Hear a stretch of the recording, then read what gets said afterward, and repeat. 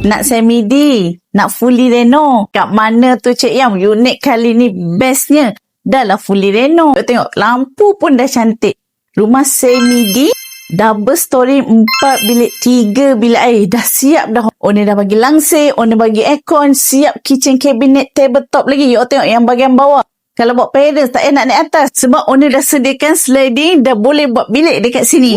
Kat sini boleh masuk katil, untuk tetamu, untuk bilik solat. So, ni bilik yang dekat bawah. Siap ada bilik air. Bilik air pun cantik. Oh, Cik Am tunjuk.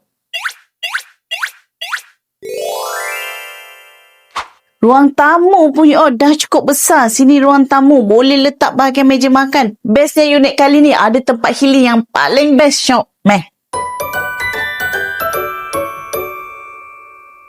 Nampak ruangan untuk healing. Owner dah siap tutup bahagian ruang ni, dah nampak cantik. Tinggal you all hiaskan. Dekor cara you all, taste you all. Kita tengok bahagian dapur.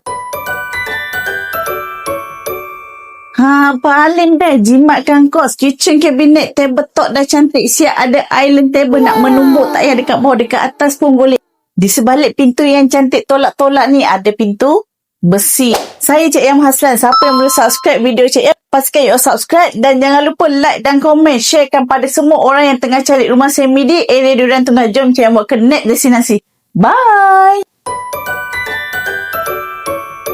Kalau menarik ikut rentak, Cik Yam ada unit Durian Tunggal tak? Ada. Jom Cik Yam bawa anda tour ke unit di Taman Nuri, Fasa 2, Durian Tunggal, Melaka. Unit ni unit semi-D cluster 2 tingkat tau, dengan bersetuskan freehold bumi lot. Keluasan unit ni ialah 2,045 square feet. Unit ni ada 4 bilik dan 3 bilik air. Unit kali ni pun dah siap renovate dengan kitchen cabinet dan island table. Bukan setakat tu je tau, owner bagi juga sekali dengan 6 unit aircon, 3 unit water heater. Dekat bilik master pula, owner bagi katil, tilam, dressing table dan juga wardrobe. Kalau anda sukakan kawasan yang privasi dan tenang, unit ni paling sesuai sebab unit kali ni merupakan unit gated and guarded. Masuk-masuk je anda akan nampak ruang tamu yang luas ni. Sebelah ruang tamu pula ada ruangan yang anda boleh jadikan bilik ke, bilik TV ke ataupun ruangan solat.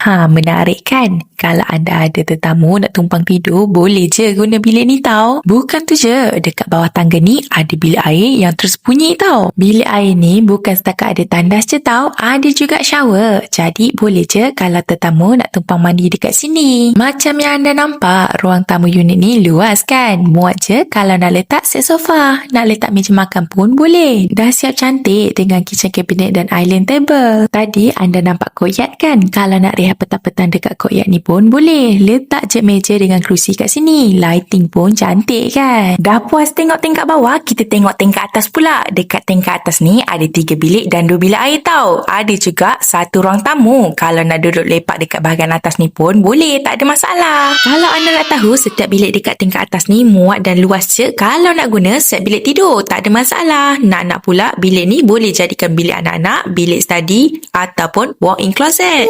Okey kan? Nak pula bilik air dekat tingkat atas ni pun luas tau. Bilik dah luas, bilik air pun luas. Tapi anda tahu tak apa yang lagi luas? Bilik master unit ni. Dekat bilik master ni muat je tau sebenarnya. Kalau nak letak katil king ataupun katil queen, nak letak set bilik tidur pun tak ada masalah. Bilik air dah siap attach sekali. Unit kalau dah cantik macam ni memang sangat sesuai kalau nak buat investment. Kalau nak buat duduk sendiri, lagilah best. Macam mana? Menarik tak video Cik M kali ni? Kalau anda sukakan video macam ni lagi, jangan lupa tekan button like, komen dan subscribe channel YouTube Cik M ni cepat-cepat tau. Cermin depan, cermin sisi. Kita jumpa ke next destinasi.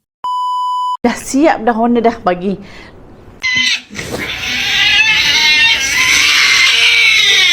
Sebab owner dah buat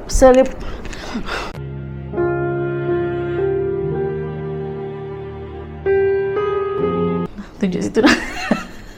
Nanti